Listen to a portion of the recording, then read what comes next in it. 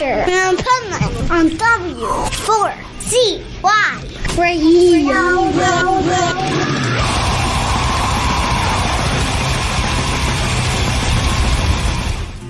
You're the best thing in my life, the reason I'm still me. You're the best. This is the Pipeman here on the Adventures Pipeman W4CY Radio, and I'm here with our next guest across the pond, who not only are great artists, but one of them's a friend of mine, and the guy in the purple's not. Thanks. So let's welcome to the show, Remember Serenity. Hi. Thanks for I having don't us. know if I remember Serenity, by the way, because I just came from Louder Than Life. Yeah. Not quite the same thing, but We frequently get misnamed on things, and I think Remember Sobriety has been my favourite. Oh yeah, I could see that. Maybe you should form another band and call it Remember Sobriety, and Friday nights. and then maybe they'll think your name is Remember Serenity. Maybe, yeah. Amazing.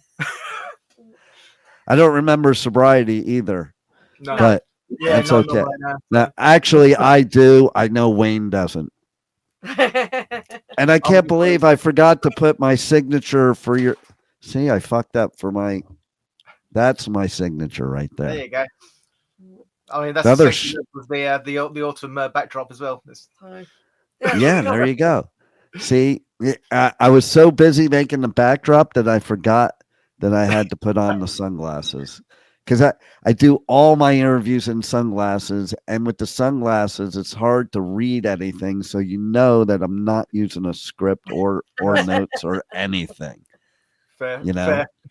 I've got the wrong glasses on to be able to read anything, so. Well, the funny thing is I have LASIK and I have monovision, but now I had a sty last year and it's affected my reading vision sometimes. Really? That's really It's not even all the time. Sometimes I can read out without the reading glasses. Other times I need them. It's weird. Mm. But, you know, it must be, I think it's your music. It's so good that it just blurred my vision. Maybe it could be. It could be that. We've got kind of the sleep in your eyes, possibly. Exactly. It makes me very serene. Yeah. It is usually when I can't see, too. That's why I'm never serene.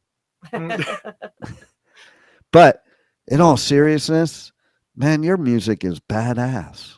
Thank you. Thank you very much. So how did this partnership come about? We've been friends for 30 years. I'm so sorry for you.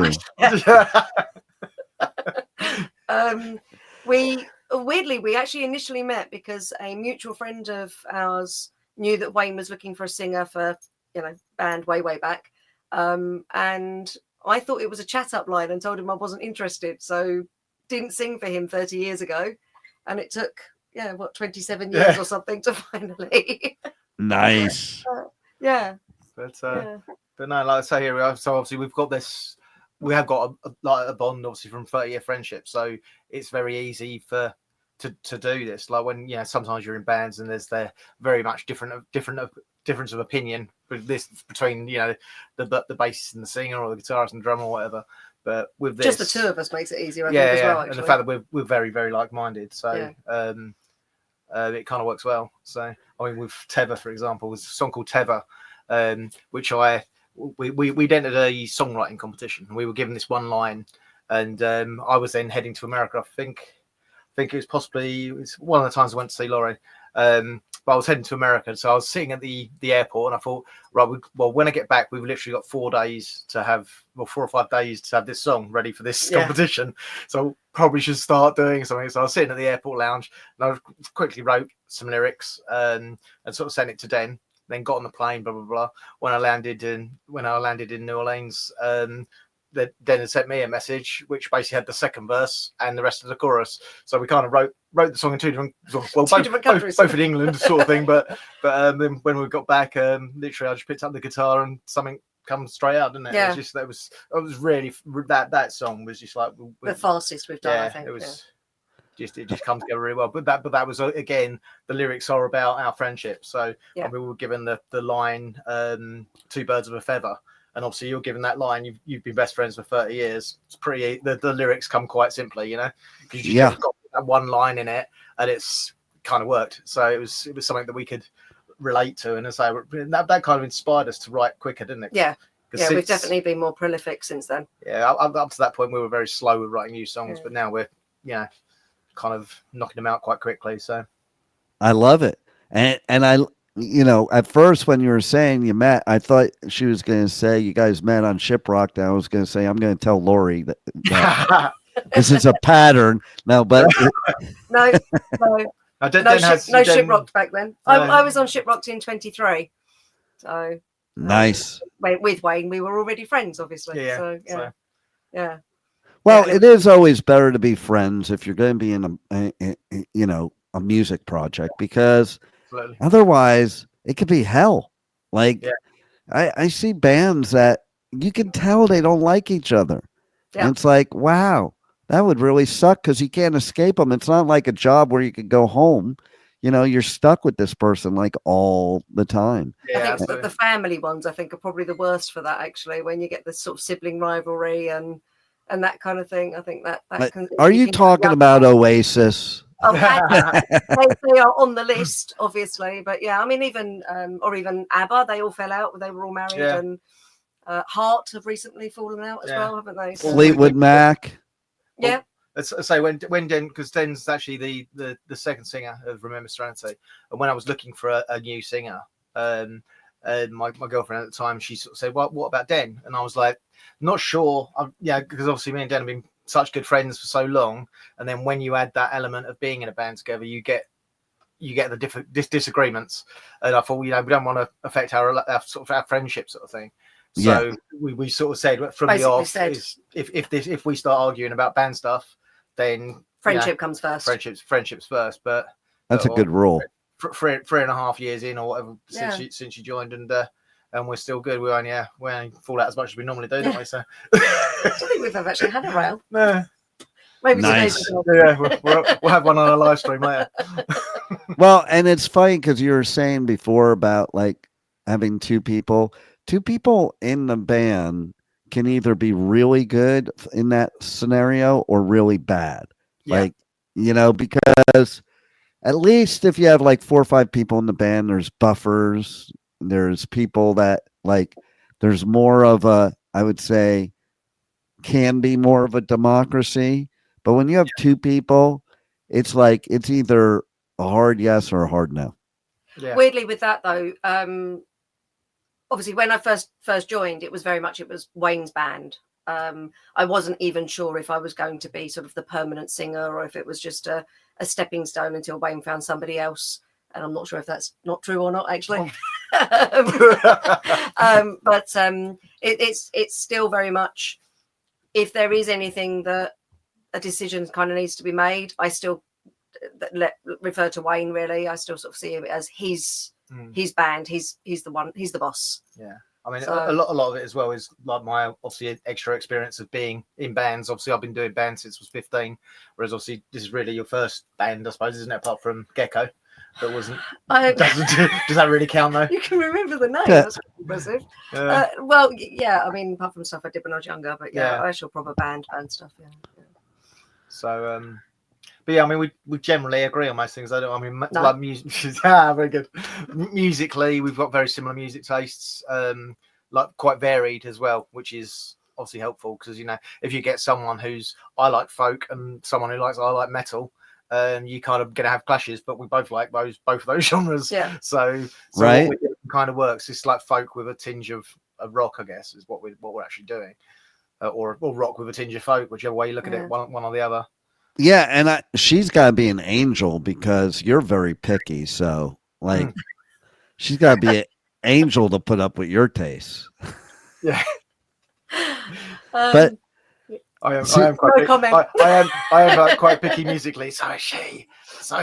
See, that's where you guys work together because that is a commonality that brings you together. Because if you have one person that really isn't picky, doesn't care, and somebody that does, I think that's a clash.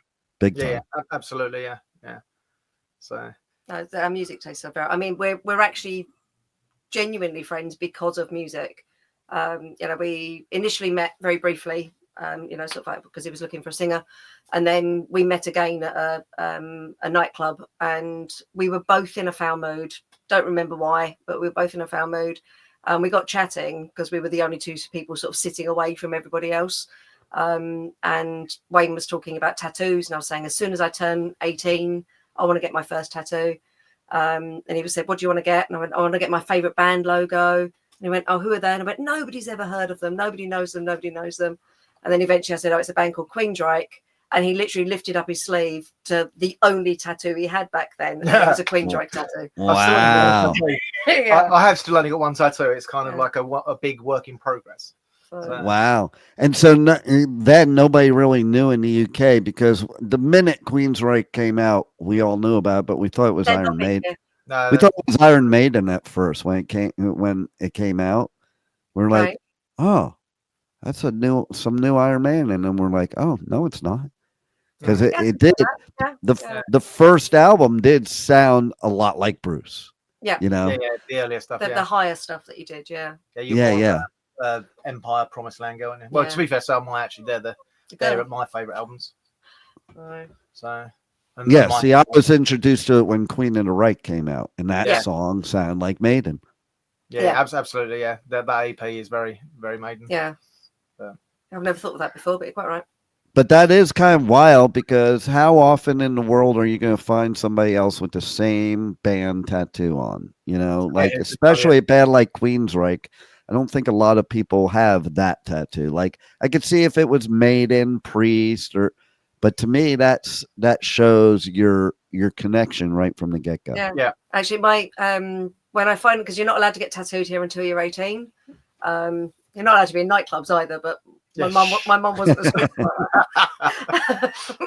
And so when I finally turned 18, which would have been probably about 6 months after that, I think, something like that. It was actually Wayne's parents that bought me my Queensryche tattoo as my 18th birthday present. Wow, that's pretty cool. Yeah. It's not in a place I can show you, so I'm not. Oh, come on now. It's not my shoulder blade, so it's not really a bit difficult to get to. Now you guys both get a tattoo that says "Remember Serenity." Maybe the tree. The tree, yeah. I don't have writing on me, so it'd have to be the tree. The tree would be kind of cool. Yeah, that would be cool. So, as well. Obviously, you both have interest in folk. You both have interest in metal. What makes you pick folk as the one that you focus on for your music? It's obviously just. I mean, the main when I first started Remember Serenity back in 2019, I was really, really into a band called the Civil Wars. I imagine you've heard of them. I heard Civil Wars, and I was just blown away by just how stripped back it was. It was just one guitar, a male and a female vocal, lovely harmonies. And I thought, I want to do something like that. I absolutely want to do that. But I kind of wanted to do it with obviously my rock influences as part of it. So when I first formed the band, when I first did it, and I had my original singer, it was originally a working title for it was Civil Coil, because it was kind of a cross between Civil Wars and Lacuna Coil. There you go. That was kind of the plan. It doesn't really sound anything like Lacuna Coil now, but initially that was kind of the idea. To me, it doesn't really sound that much like the Civil Wars, apart from harmonies, sort of thing, and obviously not as good harmonies as Civil Wars. So, but that was the kind of the premise of it. So it was more a case of doing something really stripped back, and that kind of leads it more towards the folk side than the rock side. So. But you can definitely hear the rock influences in the some of the guitar playing sort of thing, because there's a couple of songs that are the newer ones as well. Yeah. Oh yeah, you could definitely tell, but it is. I think the name you have is perfect, because I think the music, the harmonies really does create serenity, which is something I think the whole world needs right now. Thanks. Yeah, nice. Yeah, that's really cool. Thank you. Yeah, because. I have this idea too of how to solve all the world's problems. You guys could play at it too. Excellent. Yeah, we'll look forward to it. Yeah, it's a music festival that the whole world is required to attend. That'd be good. because, listen, music is the great unifier. It's also the best therapy there is. And I think instead of all the other stuff that's going on, we could just work it all out at a music festival. Because when you go to a music festival, generally nobody's an outsider and nobody's fighting. We're all just loving each other from all walks of life. Yeah. Yeah. Yeah. And see that, I think that's what your music also represents. Like, I think it represents something that could unify us together and create the serenity that this world needs. We're like wild stallions, basically. I was exactly. I was going to say exactly. Exactly. If only you had a good photographer that you knew that.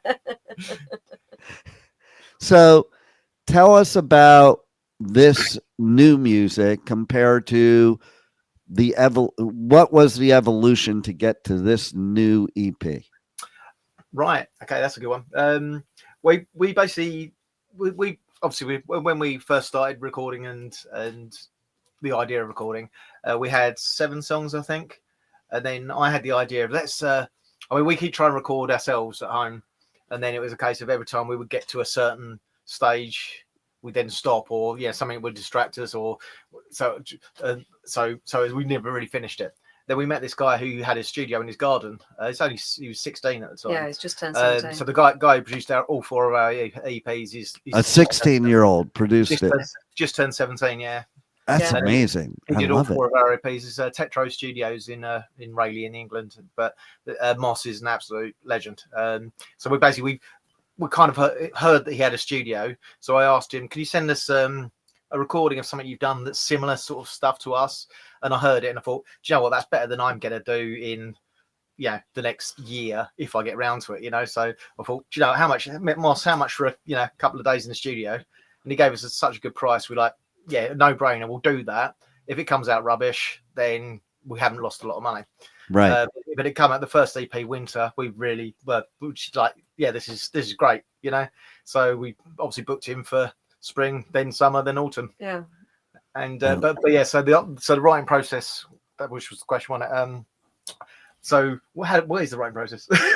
When I joined, obviously being the second singer, Wayne already had a few songs sort of finished, basically. So I listened to the other singer singing, and I just kind of copied what was there. And then as we wrote new songs, they became sort of very much our songs. And then as I became more comfortable as being part of the band, I actually started writing some lyrics as well. So it's become it was very much just Wayne doing it all, and now it's become much more we sort of do it all together. And I think both of us have definitely improved with sort of songwriting and that kind of thing as we've got a little bit more comfortable with it and definitely. and that kind of thing. So it's definitely better to do it together, I think, too, because everybody has something to add to it, and bring something to the table that maybe you don't think of, and or just that different viewpoint, because there's so many viewpoints in the world. I think the more viewpoints you have of the music you create, the more likely you're gonna have a bigger tribe following you. The viewpoint is quite interesting, actually. I mean, especially on a song called Circles that Wayne wrote, and it's a song about friendship, and he wrote it about like your little circle of friends and how blessed he feels or whatever to have these few people he can absolutely rely on, and how great these half a dozen people are. I read it and I sing it as, how awful is it that you can only rely on a few people and everyone else is so I'm the negative one, and it just absolutely, I see that as completely the other way around to how Wayne actually wrote that. So. And see, I thought Circle would be about mosh pits. Well, to be fair, what we did, when we actually start getting like some people like who nearer to the front when we're playing, we should probably say we want to see a circle pit for this next time. Right? Have a circle pit at one of our gigs would be absolutely incredible. You know what though? I was just doing a festival, Bourbon and Beyond, and Fish was playing. Yeah. And I saw the kind of circle pit you guys could have, because I was I was sitting there, and in the beginning, I was like telling my friends, I'm like, oh, I want to start a mosh pit. And they're like, oh no, don't do that, blah blah blah. And I'm like, couple hours in, when people were peaking on whatever they were peaking on, it looked like a mosh pit where nobody touched each other. Yeah. It really did. Like, I was like observing these people. I'm like, and then while you're talking, I'm thinking that would be the perfect mosh pit for your live show. Mhm. It's like you take the deadhead, fish head type of dancing and no touching, and there's your pit, and it's very serene, because it was like, it's like slow motion mosh pit. And most people that come to see us probably can only do the slow motion version. Yeah, that's as well. it. Yeah. Right. So see, there you go. It's perfect. And so how do people get this album EP? How do they check you guys out? How do they art? Where do they connect to you?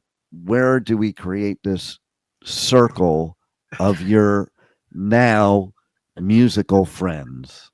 If you just go to Linktree, remember Serenity is obviously the best place, because all the links to everywhere where we're on is on there. So there's obviously a link to our YouTube channel, a link to our Spotify, our Facebook, Instagram, Twitch, which we're going on live now, Twitch once a week, or at least that's the plan. There's also a link to our shop. Yes, yeah. Our Bandcamp shop Different on there, so you can buy the CDs on there, because we stuck with the original idea of doing classic CDs for people to tell us all the time, I haven't actually got a CD player. Is that okay? But yeah, it's all on Spotify and everything. So yeah, but they have to buy the CD if they want to listen to my show anymore, though. Okay. The CD is always better. Obviously, we sell a CD, and we actually obviously it costs money to produce the CDs, to record the CDs, to actually get the CDs done. Yeah, totally. And obviously, we've worked out if we actually sell all the CDs we buy, we might just break even. But obviously, you're never going to sell all the CDs you buy. You give away the odd few here and there. I was going to say, if you sell all the CDs, next time in the US, you could buy a couple tacos at Taco Bell. Yeah. Well, if someone goes on and streams all 55 minutes of our 4 EPs on Spotify, we get about 7 pence, which is about 10 cents. So it's Spotify, and that's if they don't find a reason to say, oh, that stream there, that one doesn't count because it was at 3:47 in the afternoon. Right.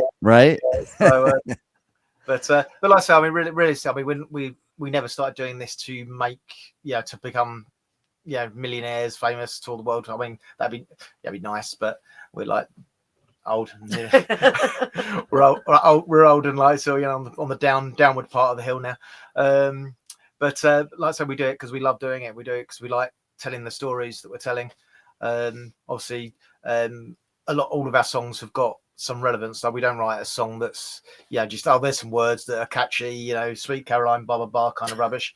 It's his favourite song. Sweet Caroline. Bum bum bum.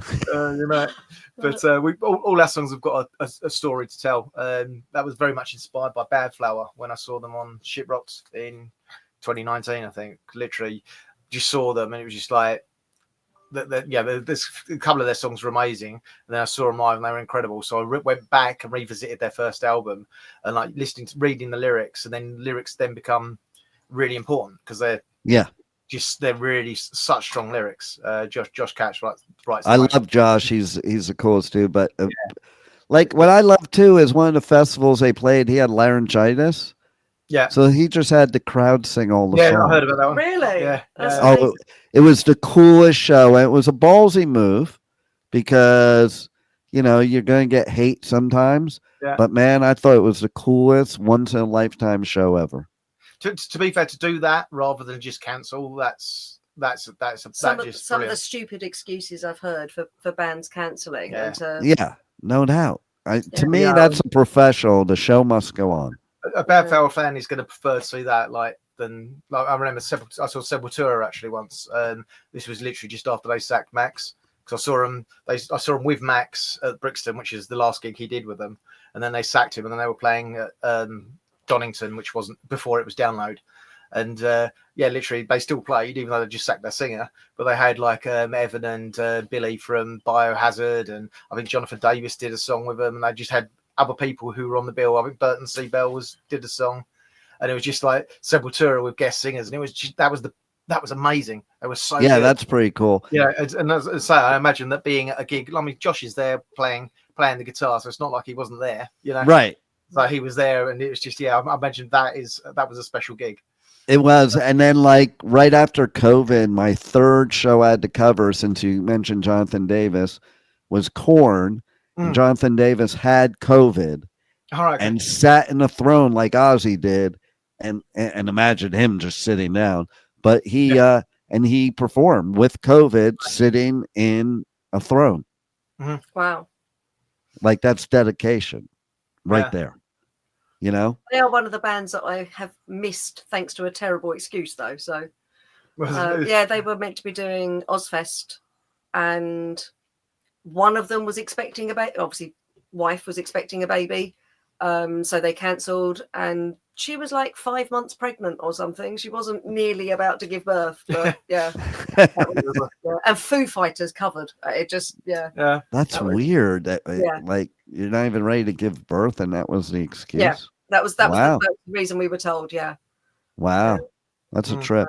So how come, or what made you decide to do the Four Seasons, and more importantly, I mean, maybe it's because you have all 4 seasons in 1 hour. That's why that is. But more importantly, why did you start with winter? Was that Den's idea because she's the negative one? So let's start with the negative season. No, that was just the time of year that it started. The first EP came out in December, so we released one each. We had the songs, and then someone had the idea. Someone suggested, I can't remember who it was, but someone, it might be Laurie actually.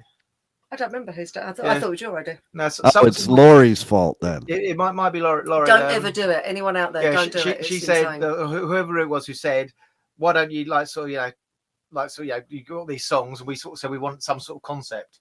And I don't know where the idea came from of having the seasons, and then we thought, actually, why don't we just do one? We'll release one now. We'll release one in 3 months, and we'll release the 4 seasons EPs over 9 months.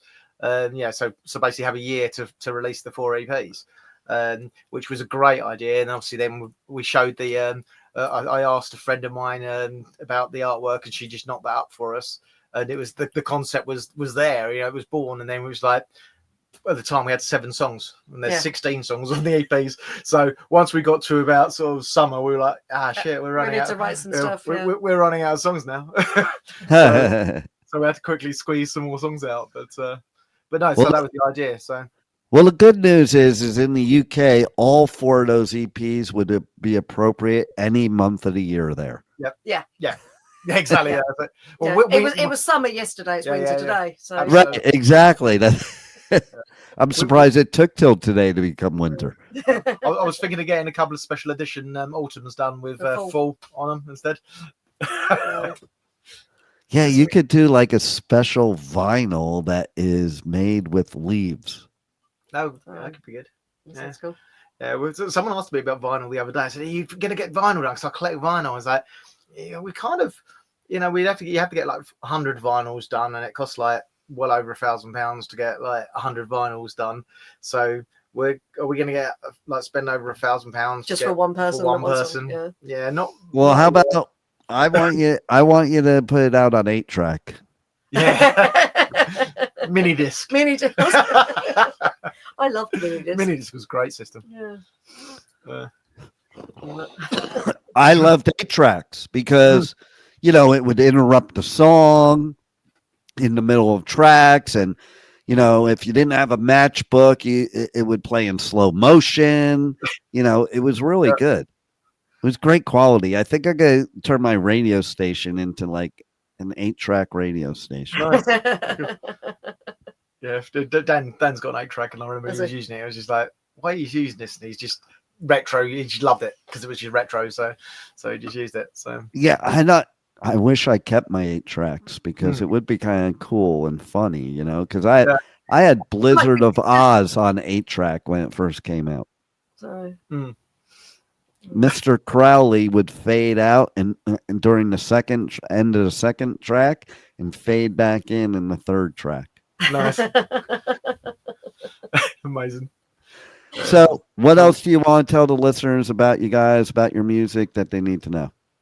Well, we've got some ideas for our next EP, but it's a secret. So, but we plan on releasing that hopefully by about April, May next year. Obviously, we've got the 4 EPs, so there's plenty of music to get your teeth into. We are recording 2 more songs in December. Serendipity, which was the 17th song that didn't make it onto the EPs. Basically, on Autumn, there's a song Counting the Days that's also about Laurie. Serendipity is about how I met Laurie. So it was a case of we wanted different subject matters on there, so only one of them kind of made it onto the EP. And Counting the Days we felt was the strongest song, wasn't it? So that's why we did that. That's why that one made it on there. But we're recording that in December. We'll do a video for that and whack it on our YouTube. Obviously, whack it on Spotify. It's going to be a non-CD version song there. So you're going to do like April and May. So you should name the album "Forget Winter, It's Spring." Yeah. That's it. We're just skipping over all winter now because like right. Exactly. Well, you know what you should do, and she'll probably be watching or listening to this when it comes out. I think you guys should sing live on the interview the song about Laurie. Which one? Or at least part of it. At least part of it. Which one do you want to do? Which one? Counting the Days probably is. Counting the Days is off the new EP, so probably in June. Yeah, that might need some tuning. It sounded like.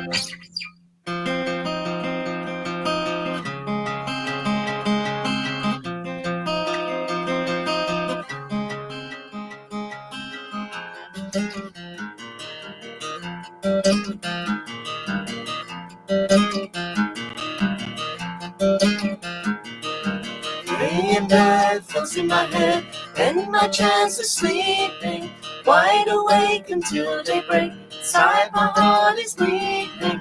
Long to dream, but I want to scream. Night so long, so lonely.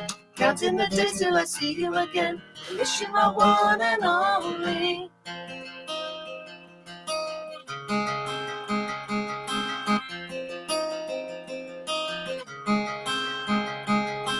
I just want to hold you. I just need to feel your skin. I'm not home without you. I want to be with you all the time.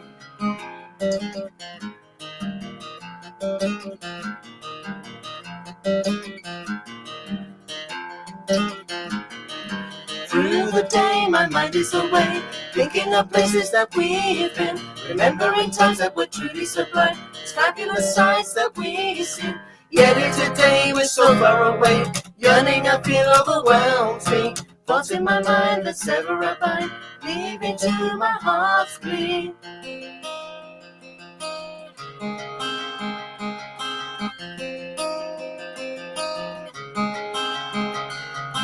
I just want to hold you. I just need to feel your skin. I'm not home without you. I want to be with you all the time. There's 2 chapters I'm written to pen as that story unfolds. Pages to turn of that tale that is still yet to be told. In time we will see what our futures will hold. Until then, I wait, I long, I ache.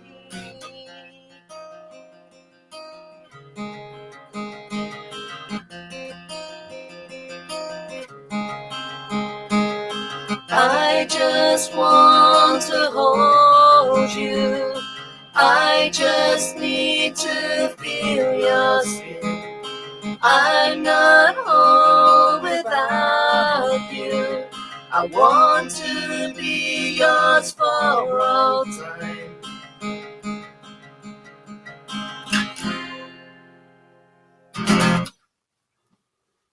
Nice. That was really, really good. I don't care what Laurie says. So yeah, so that is a She's song been on the quite new an EP. inspiration to you, hasn't she? Absolutely. I mean, when I met Laurie, I mean, at the time we had 7 songs, 6 of which were really miserable, and 1 which was happy.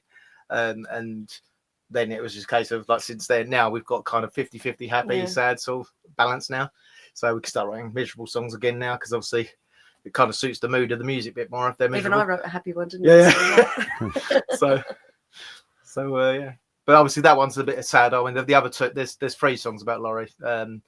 2 of which, that one's on the new EP, and the song Oceans is on Spring. Video comes out next week. The video does come out on the 2nd of October on YouTube, on our YouTube channel. I'm not sure when this is going live, but yeah. So if this is on air before the 2nd of October, check out our YouTube channel on the 2nd of October for the new song. Nice. Well, you guys rock. You're badass. Thank you very much. Despite Wayne's in the band, but but we do love you, and everybody else needs to love you too, or they can't listen to my show anymore. Nice one. I Thanks, love mate. it. And we're looking forward to playing your World Festival. Yes. Yeah, there you go. We're happy to open that as well. I mean, if we just open it, and then we can go to the backstage bar and You can get drunk. yeah. There it is. Well, spoken like true English people right there.